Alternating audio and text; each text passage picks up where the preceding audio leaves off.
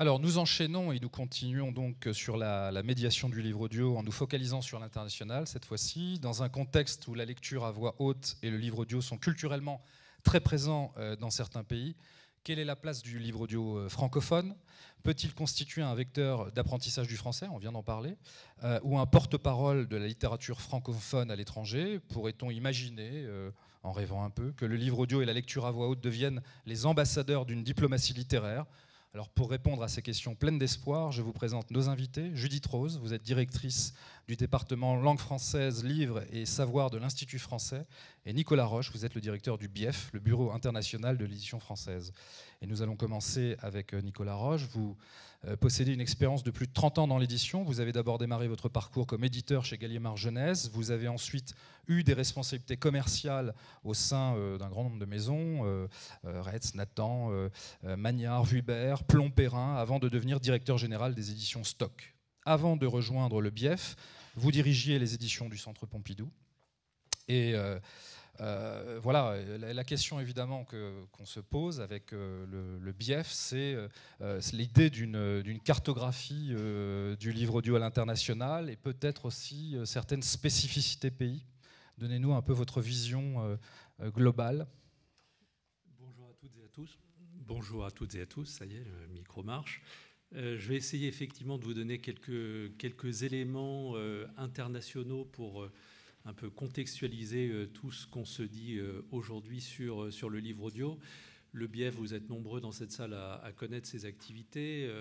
Nous participons dans le monde entier à l'organisation de foires et salons, notamment le stand français à Bologne, à Francfort ou à Londres. Nous faisons aussi de nombreuses rencontres professionnelles et nous réalisons un certain nombre d'études sur les marchés, des études généralistes ou des études thématiques. Ce qui nous permet en principe d'avoir de bonnes antennes pour essayer de savoir ce qui se passe à l'international. Alors vous le savez, parce que vous êtes quand même des professionnels du livre audio, il y a un certain nombre de marchés qui sont extrêmement matures, qui existent depuis plusieurs années, qui sont très bien structurés, et puis il y a des marchés qui sont plus émergents, je vais y revenir dans quelques minutes. Évidemment, le premier marché, c'est le marché américain, c'est le marché anglo-saxon, à vrai dire.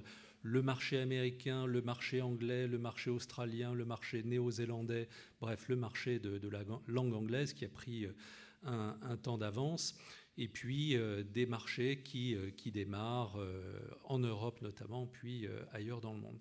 Ce qui est intéressant, c'est de savoir pourquoi ça démarre et pourquoi ça a démarré plus fort ailleurs. D'abord, il y a plusieurs facteurs au développement de ce marché, vous le savez. Le premier, c'est la croissance du nombre de titres disponibles qui a été exponentielle dans un certain nombre de pays. Je lisais qu'aux États-Unis, je crois qu'il y a 2 ans, il y a 76 000 titres dans l'année qui avaient été rendus disponibles en format audio. Toutes les études ne disent pas la même chose, mais en tout cas, le marché américain est un marché sur lequel il y a beaucoup de titres disponibles. La deuxième raison, c'est la sensibilisation de l'ensemble des acteurs, finalement, à l'importance du livre audio, qu'il s'agisse des auteurs, des éditeurs, des agents aussi, qui, dans certains pays, jouent un rôle très important. Le troisième facteur, c'est les auditeurs qui sont jeunes, assez jeunes, et qui donc achètent du livre audio sur une période assez longue.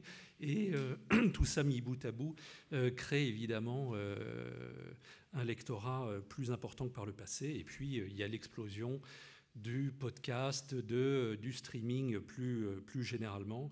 Et on le sait, les auditeurs de livres audio ne viennent pas majoritairement du podcast, mais on sait que le podcast aide beaucoup à transformer les auditeurs en lecteurs, en clients de livres audio. J'ai toujours du mal à dire lecteur de livres audio, mais je vais m'y faire. Donc, on peut acheter évidemment du livre audio à l'unité, et puis vous le savez, dans un certain nombre de pays, le livre audio, il est disponible sous d'autres formes, et notamment par des bouquets, ce qui a permis aussi de développer sur certains marchés ces achats. Alors, les principaux marchés, j'y reviens. Les États-Unis, je perds ma voix, c'est à peu près 60% du marché mondial aujourd'hui. C'est 25% d'auditeurs réguliers de livres audio, et ce sont des progressions très importantes. Chaque année, les Américains aiment bien toujours dire qu'ils font des progressions à 2 chiffres. Eh bien, il semble que ce soit vrai. L'explosion des titres, elle est soutenue par les grands groupes d'édition, les 5 grands groupes d'édition, mais aussi les éditeurs indépendants. Et puis tout le monde s'y met. Et, bon, vous savez, en France, on a pas mal d'acteurs qui prêtent leur voix pour le livre audio. Aux États-Unis, Hollywood s'y met, que ce soit Nicole Kidman ou Kenneth Branagh, que lorsqu'il refait le mystère de l'Orient Express, eh bien, il fait un livre audio avec le nouveau contenu de l'Orient Express. Donc, il y a un mouvement général, qu'il s'agisse des auteurs, qu'il s'agisse des éditeurs, qu'il s'agisse de l'interprofession. Tout le monde s'y met, tout le monde s'y est mis depuis un certain nombre d'années, et donc ça a porté ses fruits sur ce marché américain. Au Royaume-Uni, c'est aussi un marché important, mais évidemment proportionnellement moins important qu'aux États-Unis. On y vend quand même aux alentours de 13 millions de livres audio par an, ce qui est quand même évidemment très significatif. Aujourd'hui, c'est un marché assez singulier puisqu'il est plutôt tiré par une augmentation de l'écoute des auditeurs existants plus que par une véritable conquête de nouveaux clients des livres audio, mais néanmoins ça reste un marché qui est orienté très nettement à la hausse. Et puis j'en ai dit un mot tout à l'heure, le marché australien par exemple, ou le marché néo-zélandais, qui sont des marchés qui sont très étroitement corrélés à ce qui se passe en Angleterre, aux États-Unis, suivent un peu la même voie. Alors maintenant on va se rapprocher un peu des pays européens. Le pays traditionnellement montré comme le plus mature sur le continent européen, c'est le marché allemand, qui a démarré lui aussi depuis un certain nombre d'années. On estime qu'il y a environ 3 millions d'Allemands qui auront écouté un livre audio dans l'année. En 2014, il y avait encore quasiment 80% des ventes qui se faisaient à partir de livres audio physiques, et aujourd'hui, évidemment, s'est opéré un mouvement très important vers le numérique.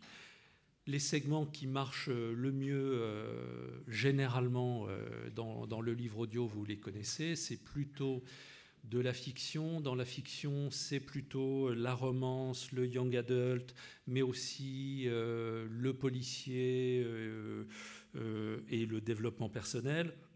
Et la jeunesse, évidemment, ce sont les segments les plus porteurs, là aussi, en Allemagne.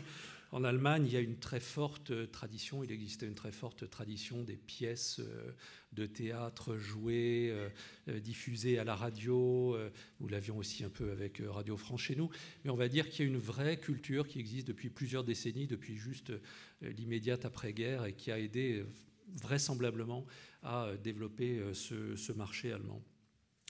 Le marché français, je pense que vous l'avez abordé un peu ce matin, je ne veux pas trop y revenir. C'est un marché qui prend beaucoup d'ampleur, notamment grâce à certains acteurs qui sont présents dans cette salle, parce que les grands groupes s'y sont intéressés, et vous savez que les grands groupes d'édition se sont tous aujourd'hui structurés pour développer fortement ce secteur. Alors il existe d'autres marchés encore en Europe qui sont dynamiques. Je pense au marché scandinave. Et ce sont des marchés qui sont plutôt dynamiques en langue anglaise, un peu comme le livre papier d'ailleurs. On écoute beaucoup en anglais. On estime par exemple qu'en Suède, il y a environ 600 000 consommateurs de livres audio, ce qui est quand même considérable puisque la Suède n'a que 10 millions d'habitants. Donc vous voyez que le livre audio a fait une percée tout à fait considérable, et on imagine que la consommation de livres audio pourrait rapidement toucher de manière très régulière quasiment 10% de la population. Et puis, il y a d'autres marchés très porteurs. Le Japon, je repars un petit peu plus loin, on estime que le marché japonais est aux alentours de 25 millions d'euros et qui continue très fortement à se développer. La Russie, elle aussi, se développe. Moi, j'avais eu pas mal d'entretiens l'année dernière au salon fiction, non-fiction. On voit bien que les éditeurs russes commencent à y accorder beaucoup d'importance. Et puis, les pays hispanophones, et notamment en Amérique du Sud, et les pays arabes commencent à démarrer ce mouvement. Merci pour cette très belle cartographie. Alors, je reviendrai peut-être sur certains aspects. Aux États-Unis, il ne faut pas l'oublier, c'est quand même le pays du cruising. Hein, le livre audio peut être associé aussi à cette dimension. Et il y a une chose très étonnante, c'est que les Américains ont ce qu'on appelle les Audies, qui sont les Oscars du livre audio. Alors, je ne sais pas si un jour nous aurons des Oscars ou des Césars du livre audio en France, mais c'est une manifestation qui a un rayonnement très important à Hollywood, où vous avez dans l'assistance des gens comme Tom Cruise, enfin des gens qui sont très impliqués ou des acteurs très impliqués dans la lecture ou l'enregistrement de livres audio. Donc ça, c'est un point à souligner. Et puis, ça me permet de faire le lien avec Judith Rose, les spécificités régionales, locales, la tradition en Allemagne, vous l'avez évoqué, du Hörspiel ou du Hörbücher, c'est-à-dire cette tradition de l'écoute orale, et ce déterminant-là, il joue un rôle évidemment très important. Et c'est peut-être une question qu'on peut poser à Judith, puisque nous n'avons pas tout à fait cette tradition, enfin pas de la même façon. Je vais vous présenter d'abord en rappelant que vous êtes passé par l'édition, la traduction et le journalisme. Et c'est aussi intéressant d'avoir ces différents regards, notamment pour Page des libraires. Depuis 2010, vous êtes directrice du département langue française, livres et savoirs de l'Institut français. En lien étroit avec le réseau culturel français à l'étranger, c'est-à-dire les instituts français et les alliances françaises, vous travaillez à diffuser la langue et la création littéraire et intellectuelle française dans le monde. Et évidemment, quand on entend ce point de départ que peut constituer cette cartographie, quelle est la place de la lecture à voix haute et par extension du livre audio dans le contexte de la francophonie? On sait que des annonces au plus haut niveau, c'est-à-dire présidentielles, ont été faites dans ce domaine. Est-ce qu'on peut, tout à l'heure j'évoquais en introduction le doux rêve d'une diplomatie littéraire, mais plutôt que de parler de soft power, effectivement, est-ce qu'une diplomatie littéraire à la française est possible ? Ça fait beaucoup de questions en une. Oui. D'abord sur la diplomatie littéraire, le livre a toujours été un des vecteurs traditionnels de l'influence française dans le monde. Et ça reste vrai. Le livre, c'est la première industrie culturelle française à l'exportation. Même si aujourd'hui on met peut-être plus en avant d'autres champs de la création, il me semble que ça n'est pas près de changer. Donc cette diplomatie littéraire, elle existe de facto, elle n'existe pas sous les mêmes formes que du temps de Claudel ou de Saint John Perse, mais je pense qu'elle continue à exister et que nous avons intérêt, nous, en tant qu'agents de cette diplomatie culturelle, à mettre en avant justement toutes les formes de renouvellement de cette diplomatie littéraire. C'est-à-dire que dans mon département, nous travaillons beaucoup et depuis plusieurs années déjà, bien entendu sur de gros programmes d'aide à la cession de droits, à la traduction, on soutient des rencontres professionnelles en coordination étroite, bien sûr, avec le BIEF.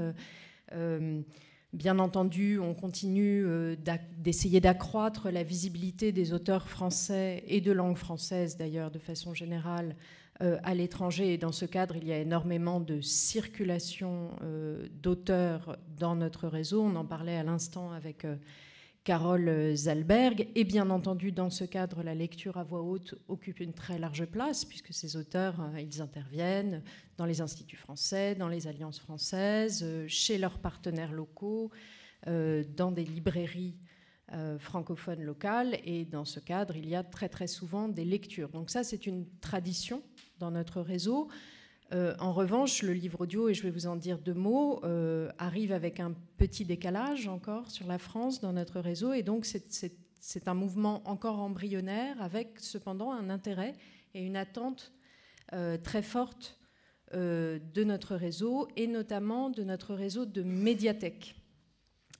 Vous rappeliez qu'on travaillait en collaboration très étroite avec les instituts français, qui sont au nombre d'environ 230 dans le monde, si on compte les antennes, et pas seulement les instituts situés en capitale, et les alliances françaises, qui sont en nombre encore plus grand, puisqu'il y en a environ 800.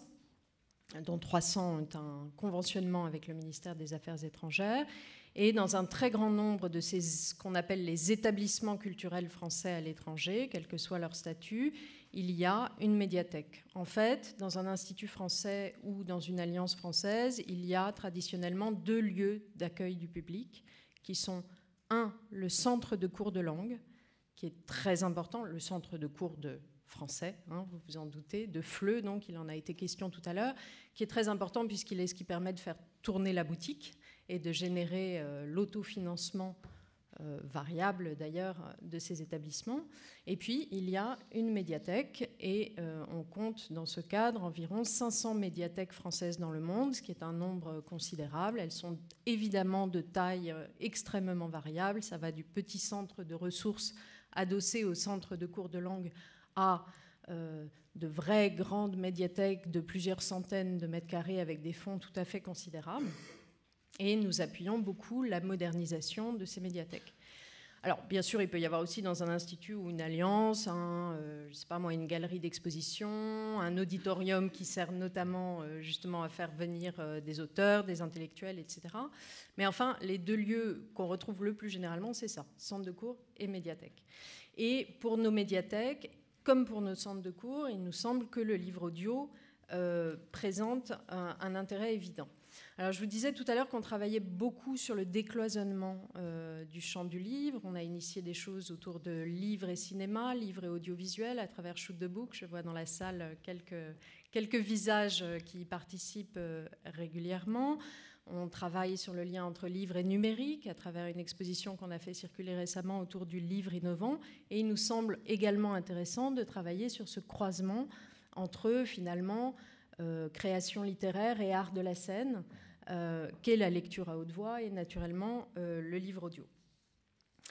Les enjeux pour le réseau, il y a un intérêt manifeste, ça a déjà été évoqué, du livre audio pour l'apprentissage du français. Et les apprenants de français, quel que soit leur âge, il y a bien sûr parmi eux des jeunes, mais il y a également beaucoup d'adultes, sont un des publics cibles de nos médiathèques. Et on constate actuellement dans le réseau une forte demande pour le support livre audio de la part des élèves comme des professeurs. Ça permet d'avoir accès plus facilement aux ouvrages de littérature. La diversification actuelle de la production permet quand même de se dégager un petit peu uniquement des ouvrages jeunesse ou des classiques qu'on avait il y a quelques années, et donc pour un public adulte de niveau effectivement B1, B2, d'avoir accès à des ouvrages de littérature contemporaine de façon certainement plus facile. Et puis surtout, c'est un formidable support d'apprentissage et support de médiation pédagogique. On n'est pas bon en français sur l'oral, enfin en France sur l'oral, on le sait tous. Et c'est pas différent dans les centres de langue du réseau de ce que c'est dans nos collèges, dans nos lycées, pour l'apprentissage des langues étrangères. Donc là, je crois qu'il y a vraiment un travail très très riche à développer autour de la compréhension et d'ailleurs de la production orale pour les apprenants des centres de langue du réseau, qui en est bien conscient.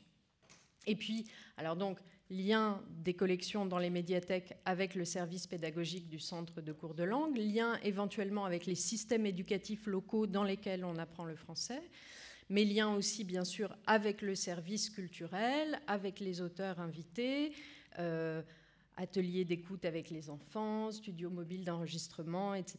Tout ça, ce sont des choses qui sont expérimentées actuellement, mais de façon, je vous le disais, encore embryonnaire, puisque on fait tous les 3, 4, 5 ans une enquête sur les médiathèques du réseau et leur équipement. Et l'enquête 2015 révélait que seulement 7% des répondants déclaraient avoir dans leur fonds une collection de livres audio. Donc j'imagine que ça a augmenté entre 2015 et 2018, mais c'est encore extrêmement faible. Et il y a à l'évidence une méconnaissance de la production française et trop peu d'outils de médiation qui sont encore développés. Je pense que ces 7% assez logiquement recoupent les pays dont tu as dit qu'ils avaient une tradition de lecture à haute voix et un marché du livre audio, donc l'Allemagne et les pays anglo-saxons. En Angleterre, par exemple, la bibliothèque jeunesse En Angleterre, on a à la fois une bibliothèque adulte, qui est une très belle bibliothèque à l'Institut français de Londres, une très belle bibliothèque classée, et puis il y a une bibliothèque distincte qui est vraiment réservée à la jeunesse et dans laquelle le livre audio est l'une des collections les plus empruntées, les plus demandées par les parents, et avec un projet de l'équipe de cette médiathèque de créer un espace dédié avec un Tipeee à histoire dans lequel serait renouvelé chaque jour ou chaque semaine l'histoire en écoute. À l'Institut français de Tunis, il y a depuis longtemps, depuis 2002, nous disent-ils, une collection assez riche de livres audio, cette fois-ci adultes comme jeunesse, 500 livres audio adultes et 450 jeunesse, avec un taux de rotation, pour ceux à qui ça dit quelque chose, il y a des bibliothécaires dans la salle, de 2,75%, ce qui pour la France est très peu, mais pour notre réseau est pas mal du tout. Voilà.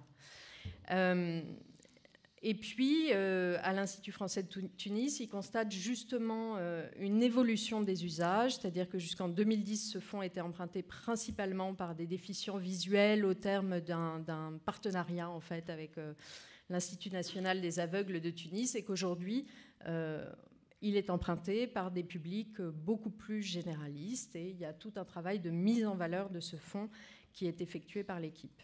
Et puis l'Institut français, l'Alliance française de Buenos Aires en Argentine vient de nous présenter un projet très construit autour du livre audio, qui n'est pas encore une collection qu'ils ont développée, mais qu'ils souhaitent développer à l'avenir. Et c'est un projet que nous allons les aider à financer, autour notamment, et il en a été question tout à l'heure, de la création d'une bibliothèque de l'apprenant du livre audio. Et ça, j'insiste, c'est réellement très important. La bibliothèque de l'apprenant, qui est donc classée selon le cadre européen commun de référence pour les langues de A1 à C2. C'est quelque chose qui est très utilisé par notre réseau pour les apprenants de français qui viennent piocher donc dans la catégorie qui correspond à leur niveau de langue. Et si on pouvait aboutir conjointement à un classement de la production française selon ce CE-CRL, ce serait certainement un grand pas pour développer les usages à l'étranger notamment.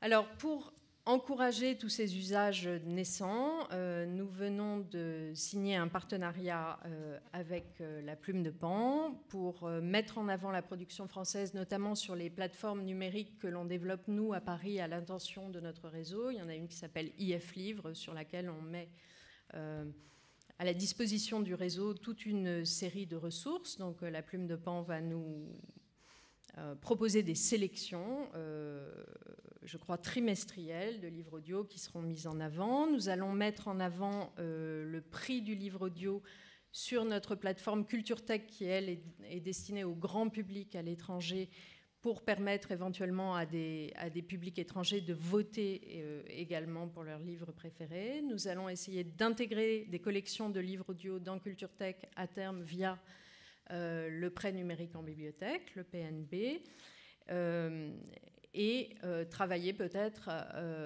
avec la Plume de Pan à ce référencement des ouvrages selon le CE-CRL. Voilà, une série de projets qui, je pense, devraient permettre de répondre à l'attente et à la demande de notre réseau. Merci beaucoup. Et vous avez cité le prix du livre audio, donc j'en profite pour dire qu'il sera remis au Centre national du livre le 20 juin. Et donc, voilà, merci de l'avoir évoqué, ce prix du livre audio, qui est un vecteur très important pour la notoriété, la reconnaissance du livre audio. Alors, ce sont vraiment plutôt de très bonnes nouvelles. On sent que les choses bougent. Alors, comment développer, pousser le mouvement, notamment la médiation dans les salons, dans les foires à l'international? Est-ce que vous avez des idées? Est-ce qu'on peut imaginer des choses, des partenariats Est-ce que c'est une question sur laquelle vous vous êtes penché? C'est-à-dire comment... là, le mouvement, on sent bien, il est amorcé. Ça devient, effectivement, Paul le disait ce matin en introduction, on sent que nous n'en sommes plus au stade des frémissements. Ça y est, c'est acté. Comment aller plus loin, et notamment sur cette dimension internationale et sur cette idée du livre audio comme vecteur, soit de la francophonie, soit peut-être d'une diplomatie littéraire?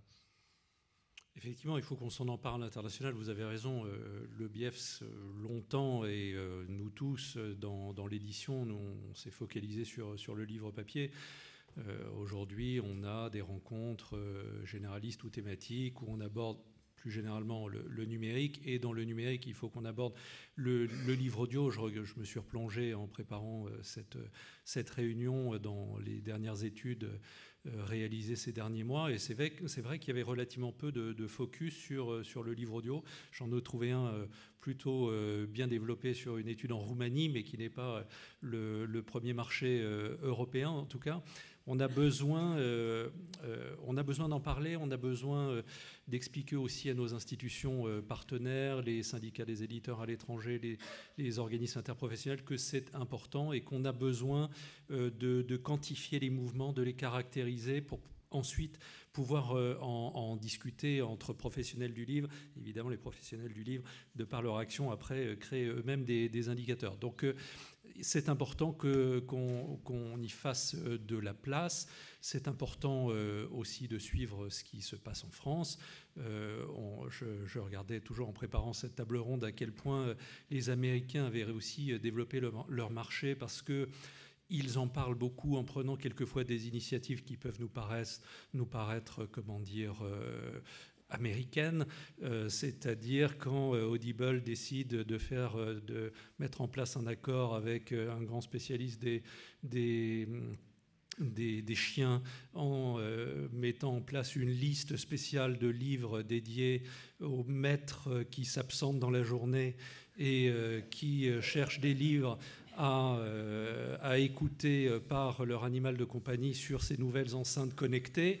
Bon, eh ben, ça nous fait rire, ça fait du buzz, ça fait du média et évidemment les gens s'y intéressent un peu plus. Alors on n'est pas du tout dans ce genre d'initiative encore en France. Je ne sais pas si elles arriveront ou si nous on fera les chats, mais en tout cas c'est par ces initiatives, par les éditeurs privés, par les producteurs, par l'interprofession, que tout ça bougera. Et ce qui se passe aujourd'hui dans cette salle est le signe qu'on est quand même très nombreux à s'y intéresser. Donc, en ce qui concerne le BIEF, c'est de mettre ces différents sujets au cœur des rencontres que nous organisons. Nous serons début juillet à Rome avec une quarantaine d'éditeurs français et une centaine d'éditeurs italiens. Il y a plus de 1100 rendez-vous qui ont été pris à cette occasion.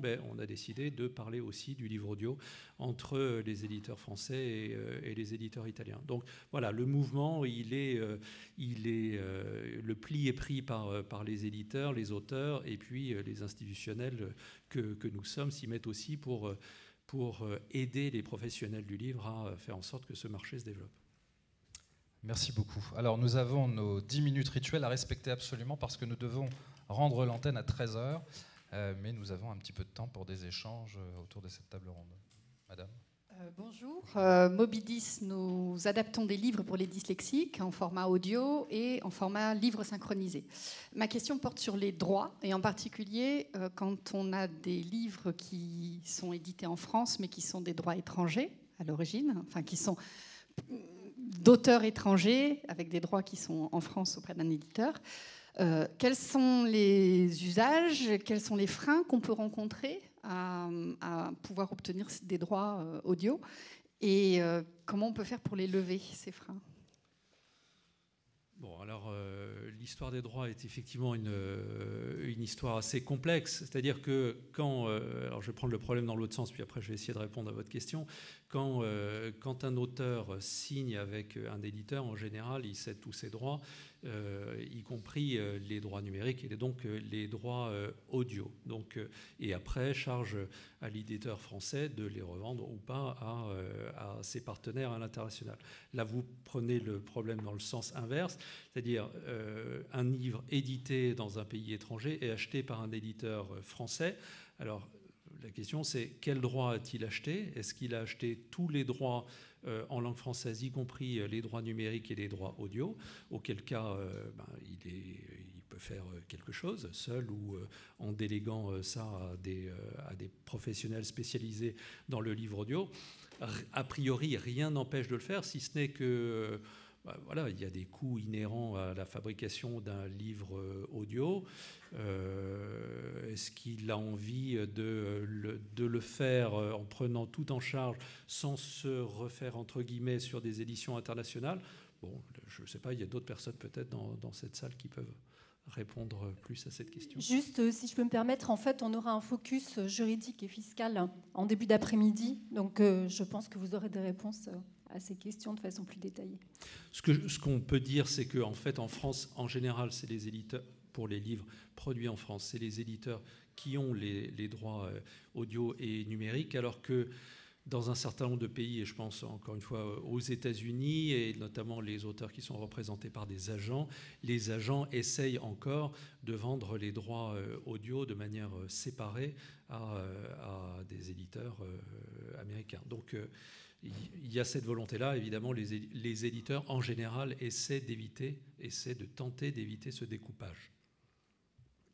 Je précise que nous aurons aussi une table ronde presque en fin d'après-midi, avec d'excellents intervenants qui abordera aussi certains de ces aspects. Donc restez bien après la pause déjeuner qui approche.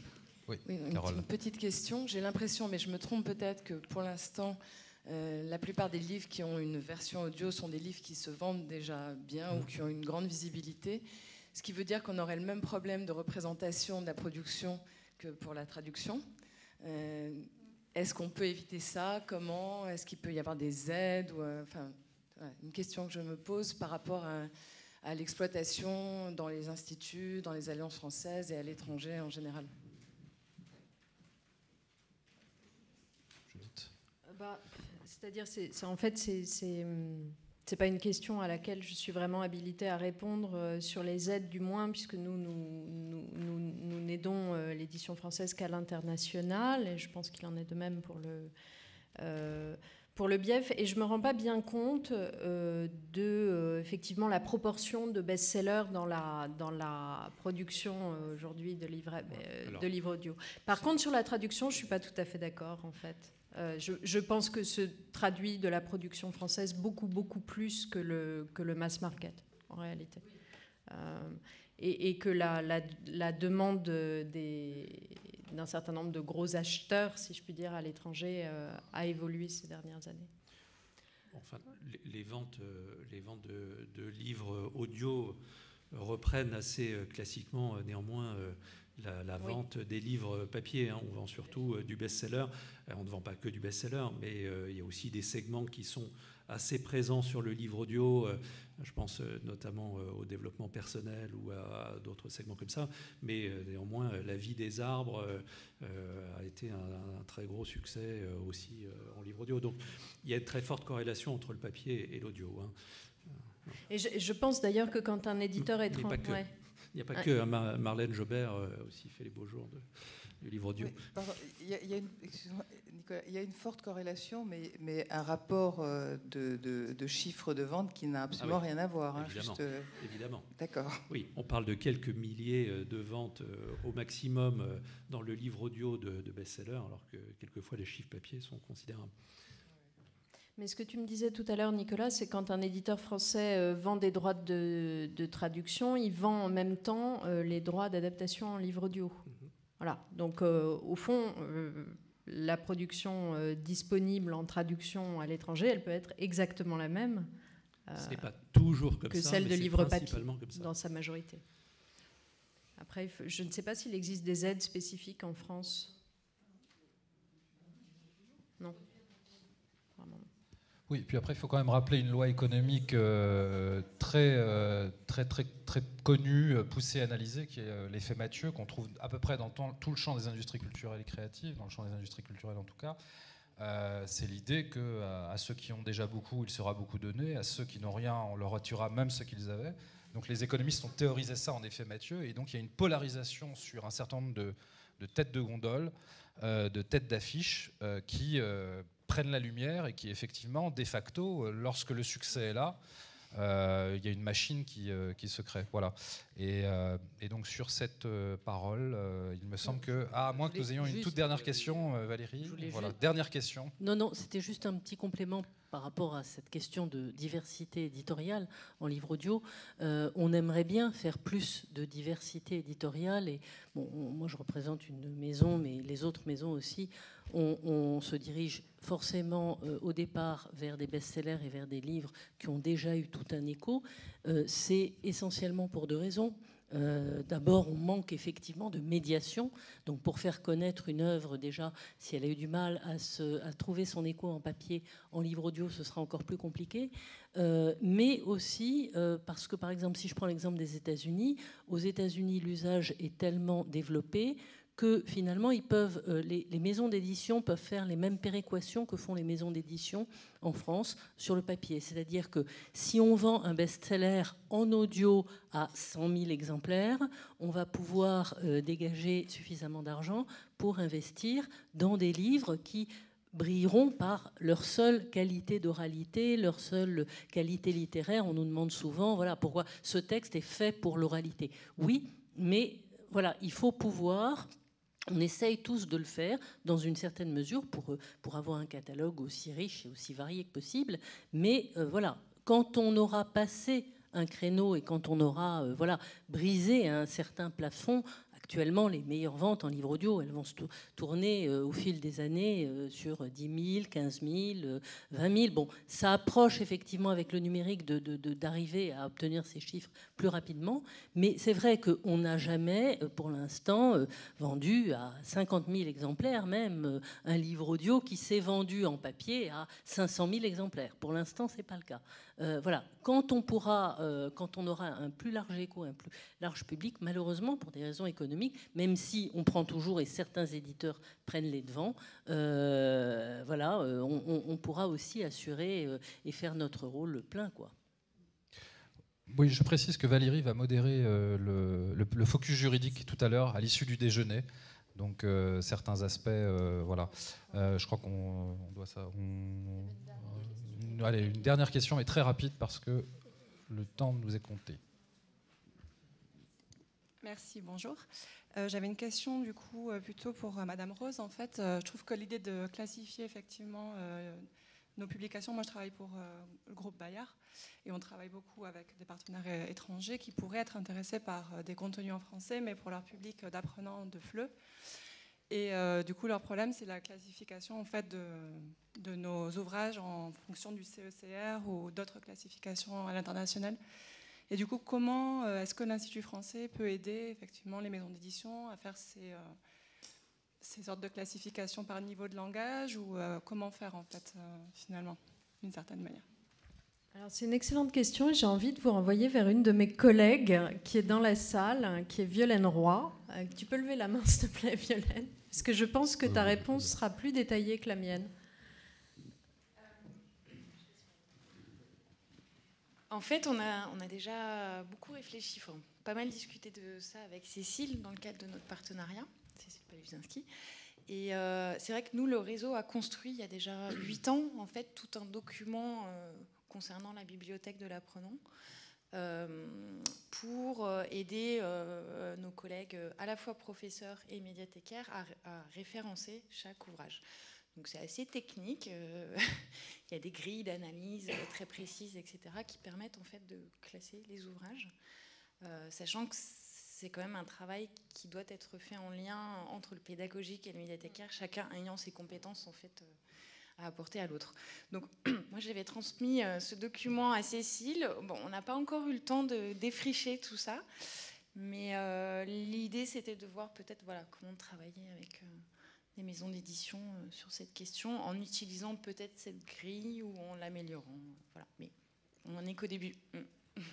De façon générale, toutes les ressources que l'on a ou que notre réseau peut produire seront bien sûr à votre disposition et il me paraît très important qu'on arrive au niveau des bibliothèques, en tout cas, à partager les outils de médiation entre les bibliothèques en France et les bibliothèques françaises à l'étranger. Ça me paraît qu'il y a une espèce de socle commun ou de pool commun de ressources me paraît très important.